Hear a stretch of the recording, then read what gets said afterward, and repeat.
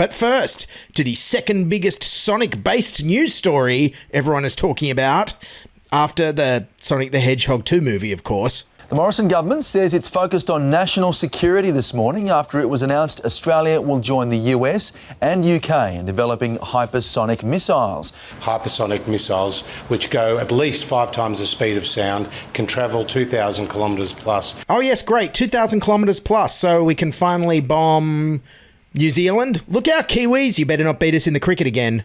Yes, but it's not just hypersonic missile technology we're looking at. Prime Minister Scott Morrison is today expected to announce the fast tracking of a new hypersonic missiles and underwater war robots. Yes, finally Australia is getting our long-awaited underwater war robots. Can't wait for these things to be launched. I hear that you'll also be able to bet on them on your favourite sports betting app. Won't that be fun? And it wasn't just groundbreaking defence technology advances making the news this morning. Broadcaster and former Collingwood president Eddie Maguire is pushing for the AFL to put microchips into footballs. He argues it'll revolutionise umpiring decisions. I love Australia. Our footballs are soon going to have more technology in them than our current submarine fleet. Treasurer Josh Frydenberg was on the Today Show this morning and he had this great description of the missiles. Charles, these are the most latest and high-tech missiles that we're talking about. Yes, the most latest, but also the most bestest and most coolest and most raddest. Not sure if Frydenberg knows exactly what he's talking about when it comes to these missiles, though. I mean, this morning he didn't even know what city he was in. Joining me now is Treasurer Josh Frydenberg, who is in Sydney. We have since then invested very significantly in defence, building air warfare destroyers here in South Australia. Oh, so close. South Australia. Maybe he's in Sydney, South Australia. I don't know. Close enough. But anyways, on to Scott Morrison's appearance last night on the ABC's 7:30. And as always, Scott Morrison is about 10 years behind the times when it comes to even knowing the name of the show he's on. The election isn't about the 7:30 report. It's about the Australian people. Yeah, Scott Morrison loves the 7:30 report hosted by Kerry O'Brien on Channel 2. You know, that's on right before the Faulty Towers. So with the campaign more or less underway, this could actually be Morrison's last big 7:30 interview before the election. And it made me think back to the big interview he did during the 2019 campaign where he just shouted random numbers at Leigh Sales so much it resembled a classic Mitchell Webb sketch. 2.1 million, 31, 1.25 million, 5.5, 60, 100,000, 3.5 billion, 2019, 11 billion, 30, 10 billion, 11,000, 5 billion, 2,000, 95 billion, 50, 100%, 45,000 or 50,000, 9.2 million, 3.5 billion, 5,500, 1.3 million, 55,000, 1.1 billion, 200,000, 41, 369 million, 2,000. That's number one. And this time Morrison didn't disappoint either. There were almost as many numbers and even more wang. $6 billion, 4%, 120%, 30%, 25%. More than $1 billion, 45,000 and 200,000, 220,000, 30 cents in the dollar, a $100 billion. That's number one. Okay, and on to the fiery interview itself. And Leigh Sales frantically tried to hold Morrison to account for his record, while Morrison frantically tried to spin the positive aspects of his record that he largely had nothing to do with. When you look at the threats to your government's survival, they're almost all own goals. Almost all of the incoming fire is from your own missteps or from inside your own party. Why would the public trust you with another term as Prime Minister when many people on your own side don't seem to trust you?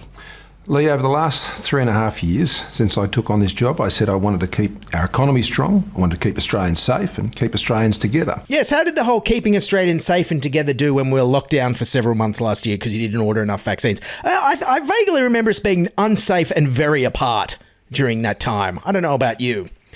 Then he tried to talk up his economic credentials. We've got unemployment down to 4% and falling. I know my economic plan is working because Australians are in work. Unemployment has fallen from 5.7% down to 4%. What economic plan? There's no economic plan. Unemployment's down to 4% because the borders were shut for 18 months because of this thing called coronavirus. Maybe you've heard of it. The borders were shut and you couldn't have any of your underpaid wage slave backpackers coming in or international students who had their wages stolen from them. That's why unemployment's down. He also talked up his pandemic response. And Australia has come through this crisis stronger than almost any other advanced country in the world. Yeah, you hear that, New Zealand? You're not advanced.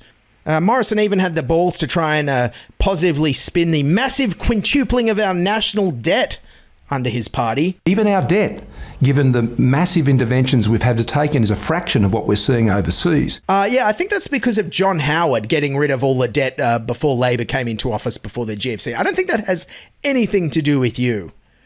But it wasn't just looking back with Scott Morrison. He also tried to look forward to the forward-thinking economic policies he's going to institute if his government gets re-elected to a fourth term. And boy, they were forward-looking. The thing I'm most excited about, Leigh, is $21 billion being invested in our regions.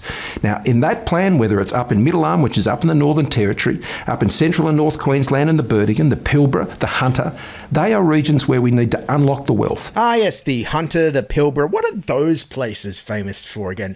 That's right. Scott Morrison's only new economic idea is more fossil fuel mining and LNG exploration. That's good for the world. Thanks, ScoMo. That'll get us a lot of respect at the next climate conference. Leigh Sales also pointed out that, well, if the Liberal Party's behind in the polls, it must be because of Morrison. Let me put it to you that with the record of performance during COVID, which, as you point out, is better than around the world, and the economy doing relatively well, that there can only be one factor that's playing into the negative sentiment towards the coalition, and that, without sounding rude, has to be you. Well, it's a tough job, and it's been a tough time, and people have had a tough time of it. Yes, and when I've had a tough time, I like to take off to Hawaii. That's how I relax when things get tough. Leigh Sales also pointed out all the recent attacks on Morrison coming from within his own party. Let's look at the range of people who've questioned your character. Senator Fierravanti Wells, Catherine Cusack, Barnaby Joyce in a text message where he called you a hypocrite and liar.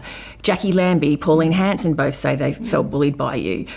Julia Banks, Emmanuel Macron said that you lied to him. There was a leaked text from Gladys Berejiklian calling you a horrible, horrible person.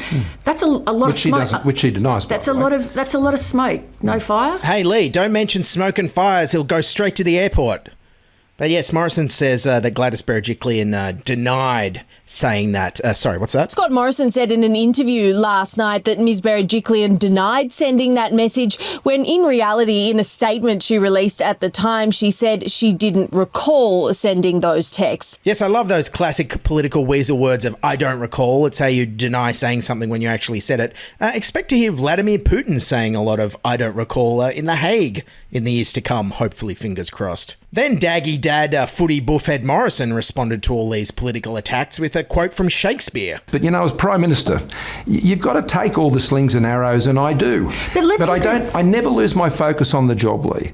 And a Prime Minister can't. Yes, Morrison, of course, famous for his focus, especially if the focus is learning to play the ukulele during a pandemic. And, of course, he quoted a Hamlet there with slings and arrows. But if I was to use a Shakespearean quote about Scott Morrison, I would probably quote All's Well That Ends Well, where Shakespeare says, a most notable coward, an indefinite and endless liar, an hourly promise breaker, the owner of not one good quality. Yes. Can someone send a copy of that Shakespearean play to Scott Morrison, please? And then, of course, the big story of the week has been the election can finally be called because Morrison has got clearance for his undemocratic hijacking of the Liberal Party pre-selection process. In an interview on 7:30 with Leigh Sales last night, Scott Morrison defended his contentious intervention in the New South Wales pre-selection process, saying he pulled rank simply to make sure great women stay in Parliament. What's going on with the Liberal Party that the Prime Minister's dictating rather than the grassroots? No, the Prime Minister of the party? was standing up to things happening in the party to make sure that quality people who are doing a quality job in their seats should be able to go forward to the next election. Yeah, but they should be able to persuade their grassroots members if they're doing that. When that process on this occasion was not getting that outcome, I thought it was really important. See, I'm asked all the time, Leigh, why wasn't the Prime Minister do more about getting good women in Parliament and stand up for the women in Parliament? Yes, people are definitely asking that. I love Scott Morrison is all for affirmative action as long as he's in charge and he gets to pick everyone. Yes, that's democracy under Scott Morrison for you.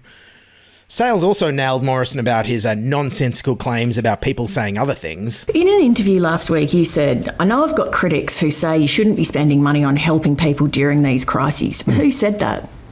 Oh, look, all the time. Who said that? No, I'm sorry. Who said you shouldn't spend money helping people in crisis? You should try looking at my Facebook feed from time to time. It's probably just as nasty as yours, people, what you're saying. Yes, and here's a great economic stat. The moderating of Scott Morrison's Facebook feed now employs more people than the entire Australian manufacturing industry. I did not know that. Why do you suppose that is? And there, of course, we saw Morrison again making up people to endorse his claims, just like his hero Donald Trump did. A lot of people said I won, and I'm very happy about that. I think very importantly, there are some people that say my greatest achievement was getting the vaccine. And you had doctors saying that we've done an incredible job. Yes, and people are saying they're actually going to vote for Scott Morrison, but I don't believe that either. Anyways, for a government that always claims to be focused on national security and unemployment, it's clear they're only focused on their own job security and their own future potential unemployment. I think when it comes to us going to the ballot box next month, we'll all be willing to travel 2,000 kilometres plus. Alrighty, that's Newsfighters for today, the 6th of April. Thanks for tuning in. If you want more episodes without ads and early, sign up to our Patreon at patreon.com/newsfighters or hit subscribe and become a paid supporter in the Apple Podcast feed. Or you can buy me a coffee at buymeacoffee.com/newsfighters. Don't forget, follow us on social media, hit subscribe and follow on YouTube and your podcasting app of choice. Keep fighting, and bye for now.